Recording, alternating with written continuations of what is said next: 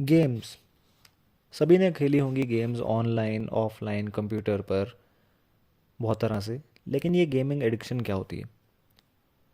Basically gaming addiction एक वैसी ही addiction है जैसे कि किसी भी अन्य चीज़ की एडिक्शन होती है। तो एडिक्शन मतलब कि क्या?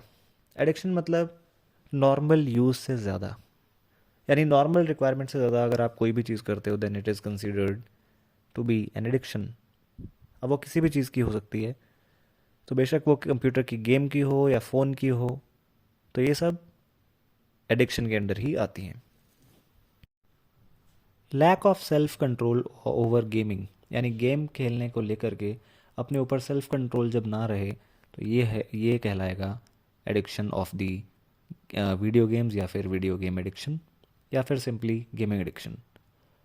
तो अब हमने देख लिया कि गेम एडिक्शन है क्या। आगे चलते हैं और देखते हैं कि इसके क्या क्या सिम्टम्स हैं और क्यों इसे WHO ने भी एक साइकोलॉजिकल कंडीशन माना है, डिसऑर्डर माना है।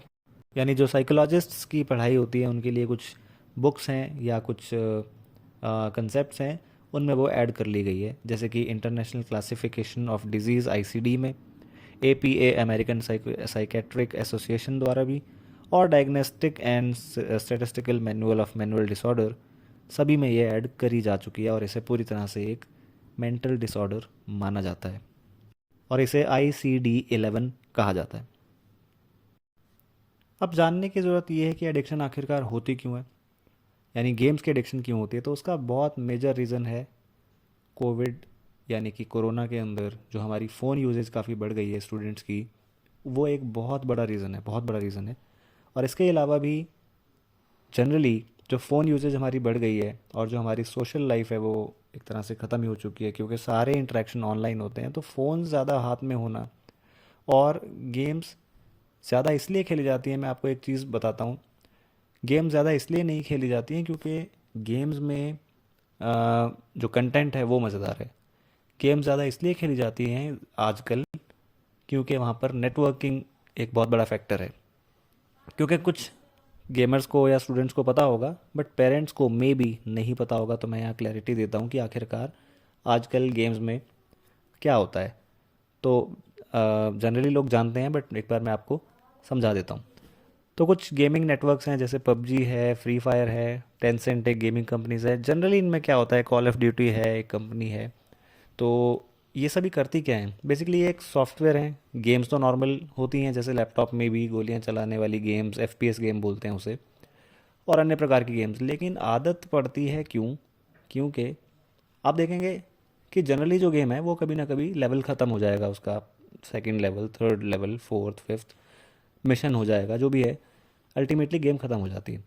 बट ये जो आप नेटवर्किंग वाली गेम्स हैं जैसे कि पबजी, कॉल ऑफ ड्यूटी, यहाँ पर एक नेटवर्क बन रहा है, यानी एक सोसाइटी बन रही है, बन जाती है, एक इंटरेक्शन हो जाती है स्ट्रेंजर्स के साथ या अपने दोस्तों के साथ। तो सभी लोग ये आपस में कनेक्टेड रहते हैं एक दूसरे के साथ। ये बहुत बड़ा रीज़न है एडिक्शन का, क्योंकि अल्टीमेटली बहुत सारे बच्चे इसलिए गेम नहीं खेलते कि उन्हें गोलियां चलानी है। उन्हें मज़ा आता है, फ्रेंड्स के साथ बातचीत हो जाती है साथ साथ में, प्लस उन्हें उनके साथ जो है वो पॉइंट्स मैच करते हैं, compete करते हैं, वहाँ पे उन्हें एक एक फ़न फैक्टर मिलता है, इसलिए वो गेम्स खेलते हैं।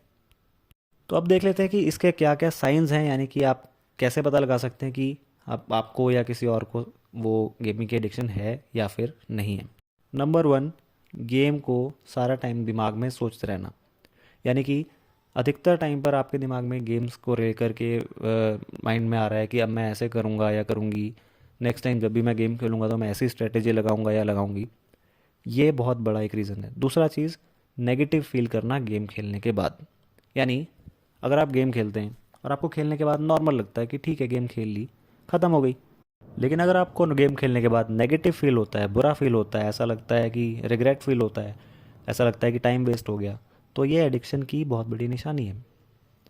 इसके अलावा एक और चीज़ होती है जहाँ पर आपकी डेली लाइफ इम्पैक्ट होनी शुरू हो जाए, यानी कि खाना छोड़ करके गेम खेलना, होमवर्क छोड़ करके गेम खेलना, या कोई भी काम जो पेरेंट्स ने कहा या जो भी काम व्हाट्सएवर, वो छोड़ करके आप गेम खेल रहे हो, एब्सोल्युटली एडिक्शन ही है। तो एडिक्शन के ये सब कुछ मेन रीजंस हैं, मेन उसके सिम्टम्स हैं। इसके अलावा मूड में स्विंग्स आना, यानी कि बहुत ज़्यादा एग्रेशन आ जाना एकदम से, बहुत ज़्यादा एक्साइट हो जाना छोटी सी बातों पर, ये भी सिम्टम है इसी के, गेमिंग के। बदतमीज़ी से बोलना, एरोगेंस के साथ बोलना, खींच कर जवाब देना, शॉर्ट टेम्पर्ड हो जाना, ये भी इसी के सिम्टम्स हैं। एक और चीज़ है, आँखों में रेडनेस रहना गेम्स की वजह से, यानी स्क्रीन टाइम बढ़ जाने की वजह से, ये भी एक सिम्टम है। इसके अलावा एक और सिम्टम है, और मेरे हिसाब से ये काफ़ी बड़ा रोल प्ले करता है, जहाँ पर बच्चे पैसे लगाकर खेलना शुरू कर देते हैं। यस, दे यूज़ रियल मनी, असली पैसा लगा देते हैं। और बड़ी हैरानी होती है मुझे देख कर के कि एक वर्चुअल वर्ल्ड के लिए, जहाँ पे कुछ भी नहीं मिलेगा आपको, वहाँ पर एक वर्चुअल वर्ल्ड में लोग रियल पैसा लगा देते हैं। ये सॉरी टू से बट मेरा पर्सनल ओपिनियन है, ये बेवकूफ़ी से ज़्यादा कुछ भी नहीं है। टोटल वेस्टेज ऑफ मनी एक वर्चुअल वर्ल्ड में, एक नकली चीज़ खरीदने के लिए, स्किन खरीदने के लिए, गन खरीदने के लिए, किसी को इम्प्रेस करने के लिए, किसके लिए, वर्चुअल वर्ल्ड के अंदर। इसे मैं पूरी तरह से पर्सनल लेवल पर गलत मानता हूँ। तो खैर बच्चे हैं, लेकिन मैच्योरिटी की कमी होती है, इस वजह से ऐसा हो सकता है। बट एज अ पेरेंट सबकी रिस्पॉन्सिबिलिटी बनती है कि वो ऐसी चीज़ों को कंट्रोल करें। अभी एक केस आया था पंजाब में, जहाँ पर एक लड़के ने घर वालों के लाखों रुपए लगा दिए थे, लाखों। यस, 10-20 हज़ार, 5 हज़ार नहीं, लाखों।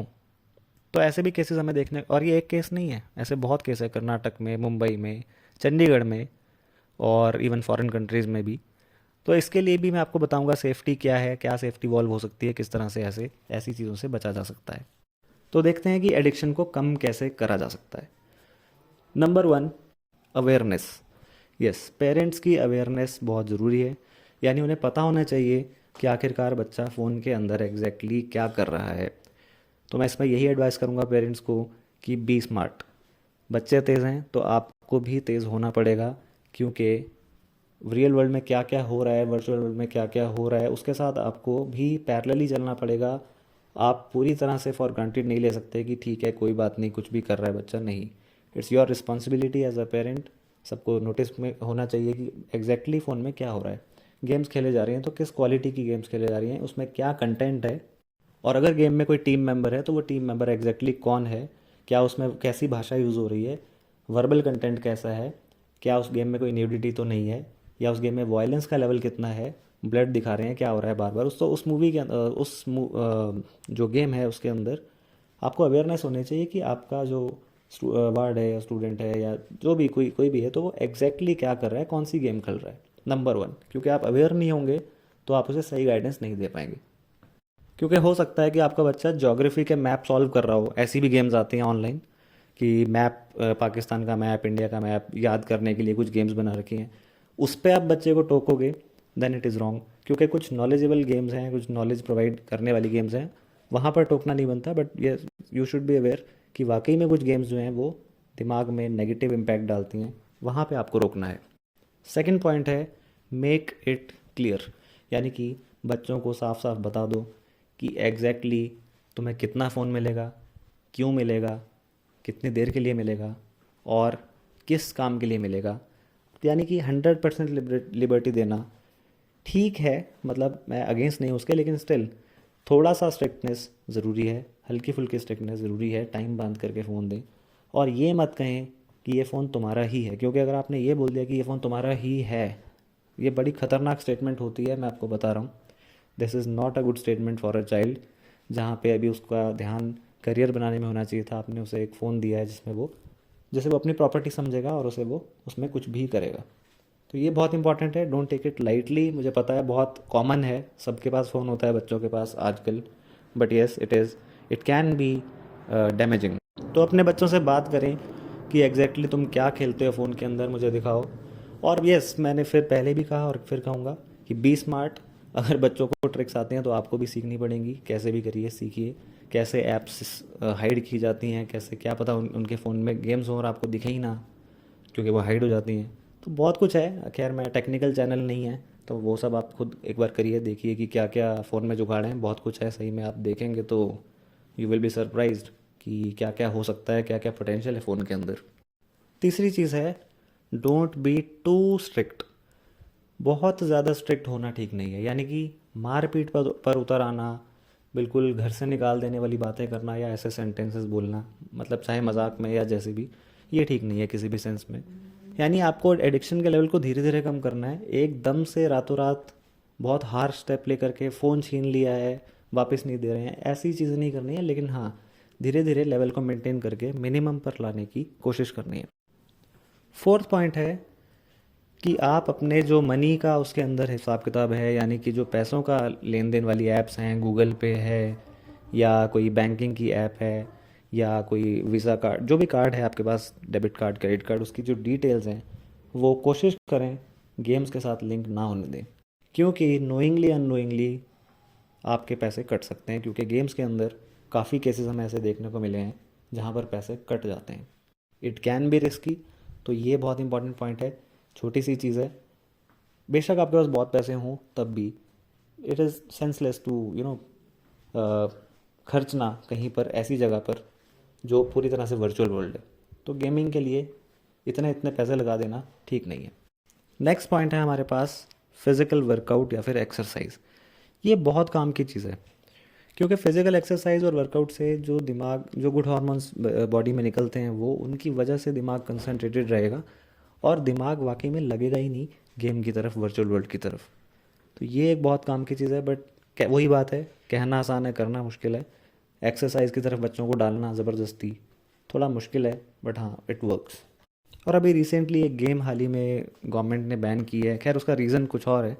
उसका रीज़न कुछ चाइना में जो डेटा लीक हो जाता है या चाइना में जो डेटा जा रहा है इंडिया का, वो अपने आप में अलग टॉपिक है। खैर, तो उसकी वजह से ऐप्स बैन हुई हैं कुछ 54 के करीब। उसमें से एक बहुत फेमस गेम है फ्री फायर, और इससे पहले भी पबजी एक गेम थी, वो बैन बैन हुई थी बट चल रही है आजकल।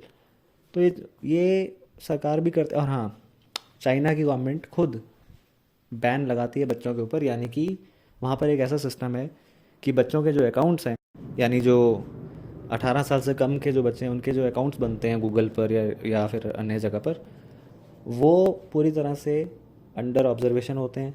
बच्चों की गेम 3 घंटे से ज़्यादा चलेगी ही नहीं। यानी सर्वर से बैकग्राउंड में ही वो बंद कर देंगे, उस बच्चे को किक आउट कर देंगे चलती गेम में से बाहर, कि आपके 3 घंटे पूरे हो गए। तो ये भी एक तरीका है, लेकिन इंडिया में ये चीज़ नहीं हो सकती। कल को हो जाए तो मैं कुछ कह नहीं सकता, लेकिन यहाँ प्राइवेसी कंसर्न्स और ये सब बहुत चलता रहता है। तो इसलिए यहाँ गवर्नमेंट इस तरह से आपको ऑब्जर्व कर नहीं सकती। चाइना की बात और है, वो जो एक कम्युनिस्ट कंट्री है, वहाँ पर ऐसा हो सकता है, यहाँ पर नहीं होता है। तो यहाँ पे आपको खुद ही करना पड़ेगा। और एक चीज़ आपको सुनने को मिलेगी आजकल, मैं बताता हूँ। कुछ आर्टिकल्स, कुछ यूट्यूब पर भी आपको ऐसा मिलेगा कि गेम खेलना अच्छा है दिमाग के लिए।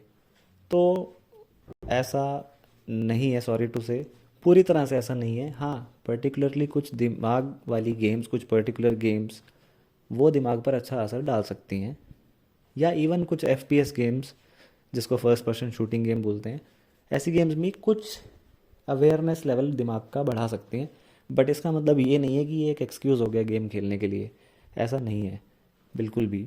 तो उसे वैलिड आर्ग्यूमेंट दें बच्चे को, या जो भी ऐसा आपको बोलता है, कि जब WHO जैसी संस्था उसे एक साइकोलॉजिकल डिसऑर्डर मान रही है, तो आप उसे कैसे डिफेंड कर सकते हो।